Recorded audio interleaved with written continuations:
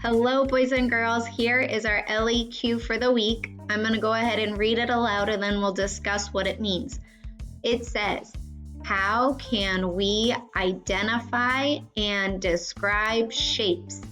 So for the word identify, I drew our magnifying glass over it because remember when we talked about identifying something, it means finding it or saying what it is.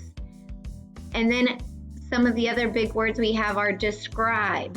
So with this one, I wrote we see. So you're going to tell me things that you see that can describe the shape. And then over here we have the word shapes, and I drew some pictures of shapes up above it. So let's read it again one more time. How can we identify and describe shapes? So I was thinking some of the ways we could identify them would be saying the name. So circle, triangle, cube, cone. We also have learned about two different types of shapes. We have our 2D or our flat shapes. We also have our 3D or our solid shapes. And then when we describe them, I'm thinking of all the other big vocabulary words we've had this week, like our vertex or vertices, where the corners meet, our sides on a 2D or flat shape.